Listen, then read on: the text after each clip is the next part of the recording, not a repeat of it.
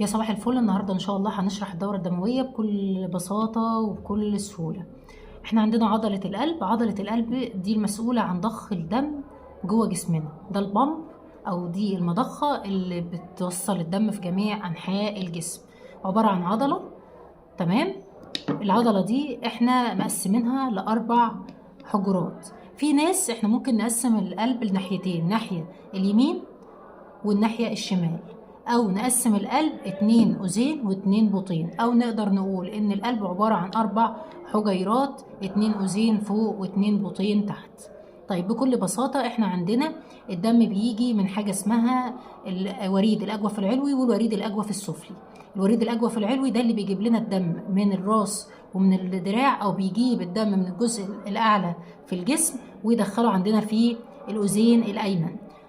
بعد كده عندنا الوريد الأجوف السفلي، وده بيجيب الدم من الأحشاء ومن الأجزاء السفلى أو من الأطراف السفلية للجسم. كل الدم ده بيتجمع لي هنا في الأذين الأيمن. طبعا الدم ده فيه ثاني أكسيد الكربون، احنا محتاجين الدم ده، عايزين نوصله للرئة عشان ياخد أكسجين وبعد كده نوزعه تاني على بقية أجزاء الجسم. فاحنا الدم كله هيتجمع عندنا في الأذين الأيمن.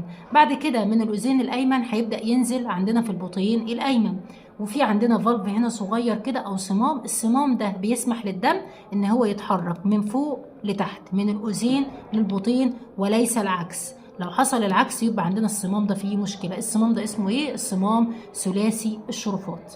طيب الدم نزل عندنا في البطين الايمن، بعد كده هياخد بعضه ويروح عندنا عن طريق شريان كبير اسمه الشريان الرئوي. وعلى فكره ده الشريان الوحيد في جسمنا اللي فيه ثاني اكسيد الكربون. الدم اللي فيه دم غير مؤكسد، يعني دم فيه ثاني اكسيد الكربون.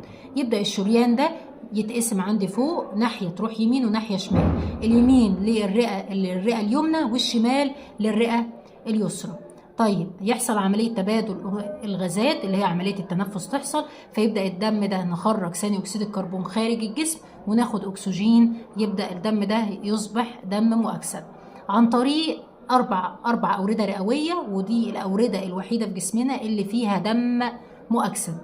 عن طريق الأربع أوردة الرئوية دول بيبدأ الدم يجي عندي من الرئة اليمين ومن الرئة الشمال، ينزل عندي هنا في الأذين الأيسر. من الأذين الأيسر يبدأ الدم ينزل عندنا في البطين الايسر. وعندنا هنا برضو في صمام اسمه الصمام المترالي. الصمام المترالي ده زي وظيفته زي وظيفة الصمام ثلاثي الشرفات، بيخلي الدم عندي ينزل من الأذين للبطين وما يرجعش تاني فوق، يعني بيحافظ لي ان الدم يمشي في one direction.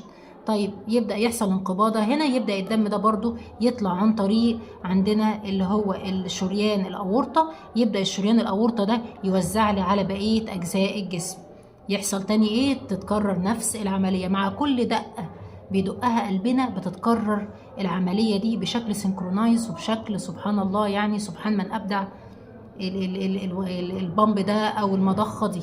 المضخة دي مكونة من ايه؟ كلها مكونة من عضلات، مكونة من شرايين وأوردة، وعندنا هنا الصمامات.